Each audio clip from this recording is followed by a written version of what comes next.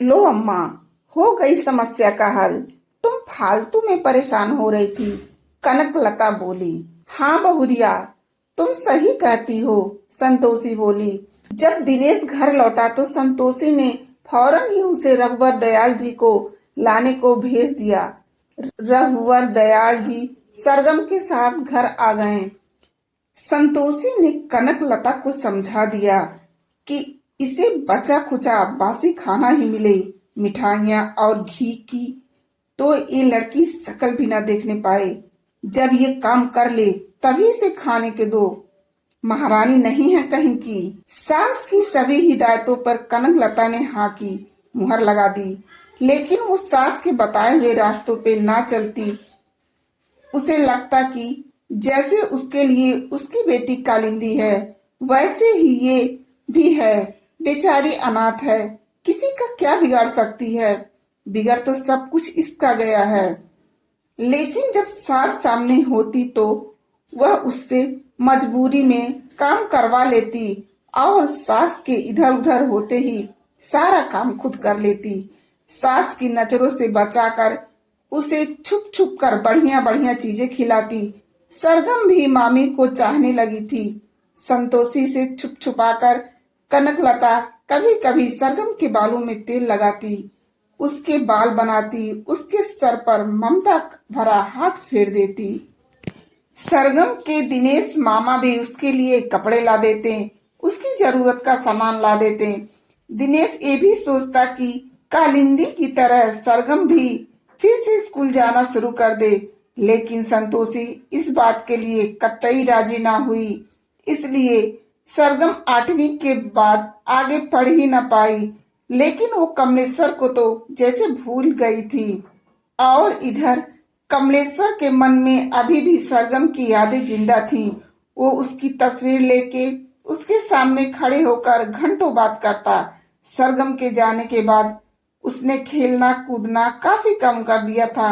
जब उसकी माँ कहती या परिवार का कोई भी सदस्य उसे बाहर जाके खेलने को कहता, तभी वो बाहर जाता। ऐसा लगता था जैसे उसका बचपना सरगम के साथ ही चला गया हो। उसे अपनी जिंदगी रूखी सी लगने लगी थी। हाँ, लेकिन पढ़ाई पर वह अब भी ध्यान दे रहा था और स्टेशन पे जाकर घंटों बेंच पर बैठ के रेलगाड़ियों को आता जाता देखता रहा था। उसे अब भी आशा थी कि एक ना एक दिन सरगम जरूर लौटेगी। समय यूं ही बीतता जा रहा था। कालिंदी ने अब 12वीं पास कर ली थी और 18 साल की हो चुकी थी। अब संतोषी को कालिंदी के ब्याह की फिक्र सताने लगी। इधर सरगम कालिंदी से छोटी थी, अब वह 16वीं में लग चुकी थी। रघुवर दयाल जी ने अब कालिंदी के लिए रिश्ता ढूंढना शुरू कर दिया था और उन्हें एक बहुत अच्छा रिश्ता मिल भी गया।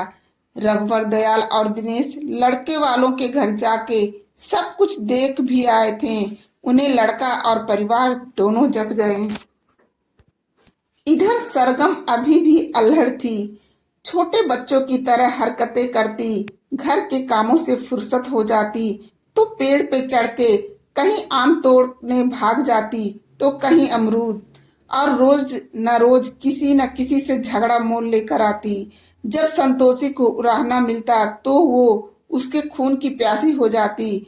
रघुवर दयाल जी से कहती, देखो मैंने कहा था ना कि इस लड़की को मत रखो, दिन भर आवारा की तरह घूमती है, न काम की न काज की, बस मुफ्त खाने को दे दो।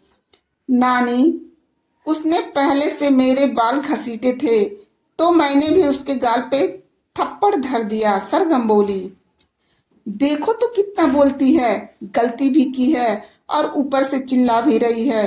इतनी बड़ी हो गई है, ऐसा नहीं कि घर में रहें शरीफ लड़कियों की तरह, बस दिन भर इससे झगड़ा उससे झगड़ा, इसके सिवाय इसको कुछ नहीं आता, संतोषी बोली। अच्छा सरगम बेटा, पूरी बात बताओ, रघुवर दयाल जी ने पूछा। नाना जी, उस माधव ने मेरे सारे अमरूद छीन लिए। मैंने बड़ी मेहनत से तोड़े थे। मैंने उसे मना किए तो उसने मेरे बाल पकड़ के खींच दिए। तो मैं क्या चुपचाप रहती? सो मैंने भी थप्पड़ धर दिया। सो वह सह नहीं पाया तो मैं क्या करूं, और वो रोता हुआ अपने घर चला गया। घर जाकर माँ से शिकायत की होगी तो उसकी माँ दंदनाते हुए नानी के पास आ गई उल्हना लेके। सरगम बोली। सरगम की बात सुनकर रघुवर दयाल जी हंस पड़े। रघुवर दयाल जी का हंसना देख के संतोषी चिढ़ते हुए बोली, और चढ़ाओ खोपड़ी पे, अगर ऐसी हरकतें रही तो कल को ब्याह होना मुश्किल हो जाएगा, फिर जिंदगी भर मेरी छाती पे मूंग दलती रहेगी। अरे भाग्यवान बच्ची है, आ जाएगी समझ। रघुवर दयाल जी बोले, मुझे क्या लेना देना, जब ब्याह नहीं होगा तो तुम ही कहोगे। इतना कह के संतोषी भीतर चली गई। तब रघुवर दयाल जी सरगम से बोले, जाओ बिटिया, तुम भी भीतर जाके जरा अपना हुलिया ठीक कर लो। जी नाना जी, अभी जाती हूँ, ऐसा कह के सरगम भीतर चली गई। कुछ दिनों बाद कालिंदी को वो परिवार और लड़का देखने आया। कालिंदी उन सबको पसंद आई और 2-4 महीनों के बीच में ब्याह पक्का हो गया। जेठ मास में ब्याह होना तय हुआ। जोर शोर से सब ब्याह की तैयारी करने लग गए। जब शादी के 15 दिन रह गए तो रिश्तेदार भी आने शुरू हो गए। बहुत सालों बाद घर में शादी का अवसर आया था। रघुवर दयाल जी की सबसे छोटी बेटी की ब्याह के बाद तो किसी भी रिश्तेदार को न्योता देना न भूले। उन्होंने अपने पुराने मित्रों को भी न्योता दिया। फिर एक रोज सरगम दोपहर के समय किसी आम के पेड़ पे चढ़ के आम तोड़ रही थी। उसके हाथ में 2-4 आम अभी थे और उसके हाथ से एक आम छूट कर पेड़ के नीचे जा रहे बुजुर्ग को जा लगा। उन्होंने अपना सिर उठाकर देखा तो ऊपर सरगम थी। उन्होंने कहा, ए लड़की, नीचे उतर। नहीं आती, क्या कर लोगे, सरगम बोली। बड़ों से ऐसे बात करना सिखाया है तेरे माँ बाप ने, बुजुर्ग बोले। मेरे तो माँ बाप नहीं हैं, सरगम बोली। सच कहती हो, बुजुर्ग ने पूछा। जी बिल्कुल सच, मैं झूठ नहीं बोलती, सरगम बोली। अच्छा नीचे आजा बिटिया, मैं कुछ नहीं कहूंगा, बुजुर्ग बोले। ठीक है, आती हूँ नीचे, डांटना मत, सरगम बोली। नहीं डांटूंगा बिटिया, आ तो, बुजुर्ग बोले। और सरगम पेड़ से नीचे उतर गई। सरगम ने पेड़ से नीचे उतरते ही बुजुर्ग से कहा, क्या काम है? लीजिए, नीचे आ गई। काम तो कुछ भी नहीं है, ये बता तेरा नाम क्या है, बुजुर्ग ने पूछा। मेरा नाम सरगम है, और तुम्हारा नाम? सरगम ने धड़ल्ले से पूछा। मैं जगजीवन राम हूँ, बुजुर्ग बोले। अच्छा, आम खाएंगे, सरगम ने पूछा। नहीं बिटिया, तुम ही आम खाओ, जगजीवन राम बोले। वैसे आप इतने बुरे नहीं हैं, सरगम बोली। तू भी तो बहुत अच्छी हो बिटिया, जगजीवन राम जी बोले। ना, मैं अच्छी नहीं हूँ, सरगम बोली। ऐसा कौन कहता है, मुझे तो तू बड़ी भली लगी, जगजीवन राम जी बोले। ऐसा नानी कहती है और गांव वाले भी कहते हैं, सरगम बोली। तुम्हारी नानी और गांव वाले बिल्कुल गलत कहते हैं, तुम तो बहुत अच्छी हो, जगजीवन राम जी बोले। कहीं तुम मुझे बुद्धू तो नहीं बना रहे, सरगम बोली। भला तुझे कोई बुद्धू बना सकता है, तू तो बड़ी समझदार है, बड़ी सयानी है, जगजीवन राम जी बोले। वैसे तो तुम इस गांव के नहीं लगते, कहाँ से आए हो, सरगम ने पूछा। तूने सही पहचाना, सच में मैं इस गांव में का नहीं हूँ, मैं सीतापुर से आया हूँ, जगजीवन राम जी बोले। यहाँ क्या करने आए हो, सरगम ने पूछा। मैं यहाँ अपने दोस्त की पोती की शादी में आया हूँ, जगजीवन राम जी बोले। के घर जाओगे, सरगम ने पूछा। रघुवर दयाल जी के घर, वो मेरे बहुत पुराने दोस्त हैं, बहुत साल पहले आया था मैं इस गांव में, इसलिए रास्ता थोड़ा भूल गया हूँ। ओहो, तुम नाना जी के दोस्त हो और कालिंदी की शादी में आए हो, सरगम ने पूछा। अच्छा, तो तुम रघुवर दयाल जी की नातिन हो, जगजीवन राम ने पूछा। हाँ, मैं उनकी दूर की नातिन हूँ, तभी तो नानी मुझे प्यार नहीं करती, सरगम बोली। मतलब? मैं कुछ समझा नहीं, जगजीवन राम जी बोले। ये तो आप नानी से पूछ लेना। अब यहीं खड़े बतियाते रहेंगे या घर भी चलेंगे? सरगम बोली। अच्छा, घर चलते हैं। इतना कह के जगजीवन राम जी सरगम के साथ घर चले। घर पहुंच के जगजीवन राम जी ने सरगम के बारे में रघुवर दयाल जी से पूछा। तब रघुवर दयाल जी ने सरगम की सारी कहानी कह सुनाई। सरगम की कहानी सुनकर जगजीवन राम जी बोले, कितनी प्यारी बच्ची है और ऐसा अनर्थ हो गया बेचारी के साथ। मैं तो कभी कभी सोचता हूँ इसके बारे में कि मैं तो अभी जिंदा हूँ तो इसे संभाल लेता हूँ। कोई कुछ कहता है तो इसका पक्ष लेता हूँ, लेकिन मेरे बाद न जाने इसका क्या होगा, कौन संभालेगा इसे। कितनी भोली और मासूम है, अभी दुनियादारी की कोई भी समझ नहीं, कोई भी समझ इसे नहीं है। रघुवर दयाल जी बोले, ठीक कहते हो मित्र, सच में बहुत भोली है, इसीलिए तो डर लगता है। रघुवर दयाल जी बोले, तुम चिंता मत करो, सब ठीक होगा। मन के सच्चे लोगों के साथ भगवान कभी बुरा नहीं होने देते। जगजीवन राम जी बोले, शायद तुम ठीक कहते हो मित्र। रघुवर दयाल जी बोले। दोनों मित्रों के मध्य ऐसे ही वार्तालाप चलता रहा। जगजीवन राम जी भी शादी के कामों में रघुवर दयाल जी का हाथ बटा रहे थे। उन्हें जब भी फुर्सत मिलता तो वो सरगम से बातें करना नहीं भूलते। उससे बात करते करते वे कभी कभी अपने को भूल जाते। उन्हें 2-3 दिनों में सरगम से बहुत लगाव हो गया था।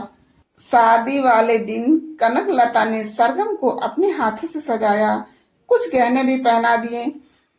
बसंती रंग के लहंगे में सरगम का रूप कुंदन सा दमक उठा।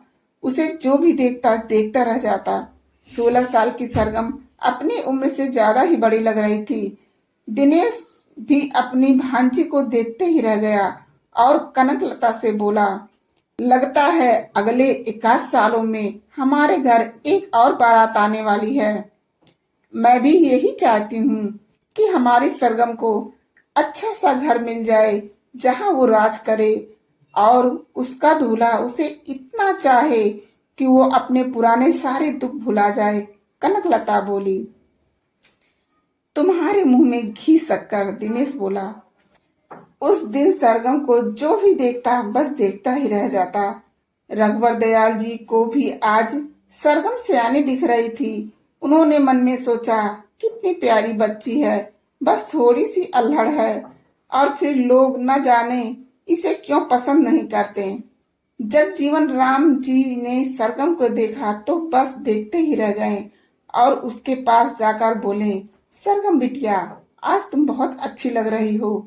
हाँ, आज ना मुझे मामी ने तैयार किया है, लेकिन ये सब मुझे बिल्कुल भी नहीं भा रहे हैं। ये गहने, ये लहंगा, ये चूड़ियां सब चुभ रहे हैं। देखो ना, मैं सही से चल भी नहीं पा रही। कोई बात नहीं बिटिया, आज शादी है ना, देखो सभी ने नई पोशाकें पहनी हैं, बस थोड़ी देर की बात है। कालिंदी विदा हो जाए तो तुम फिर से अपना वही पुराना वेश धारण कर लेना। जगजीवन राम जी बोले, ठीक है, लेकिन सहन नहीं हो रहा मुझसे। सरगम बोली। वह पूरे ब्याह में यहाँ से वहां हिरनी की तरह कुचाले भरती रहती, कभी इधर कभी उधर भागती रहती। उसे देखकर संतोषी उसे टोकते हुए कहती, तू घड़ी भर शांत होकर नहीं बैठ सकती? कालिंदी के ससुराल वाले तुझे देखकर ना जाने क्या सोचते होंगे। तो सोचने दो, मुझे क्या फर्क पड़ता है। सरगम बोली, लेकिन हमें पड़ता है। अब क्या सबके सामने हमारी नाक कटाएगी? संतोषी बोलती रही। सरगम तो चिकना घड़ा, उसे क्या फर्क पड़ता। कालिंदी का ब्याह बहुत अच्छे से निपट गया, विदा भी हो गई और 1-2 दिन में धीरे धीरे सभी मेहमान जाने लगे। जगजीवन राम जी भी अपने गांव वापस जाने को तैयार हो गए और रघुवर दयाल जी के पास आकर बोले, एक बात कहूँ मित्र? हाँ कहो। मुझसे कैसा संकोच। रघुवर दयाल जी बोले, मैं अपने पोते संयम के लिए तुम्हारी सरगम का हाथ मांगता हूँ। जगजीवन राम जी बोले। रघुवर दयाल जी ने ये सुना तो उन्हें कुछ अटपटा सा लगा और वो बोले, अभी तो 16 साल की ही तो है, ऊपर से अल्हड़ और मासूम, वो क्या समझ पाएगी शादी का मतलब। फिर तुम्हारा पोता तो टेलीफोन विभाग में इंजीनियर है, मेरी सरगम से उम्र में बड़ा भी तो होगा, और क्या वो यह रिश्ता मंजूर करेगा। तुम बस हाँ कर दो मित्र, तो मैं सबको मना लूंगा, लेकिन सरगम जैसी प्यारी बच्ची मेरे परिवार की बहू बनकर आनी चाहिए।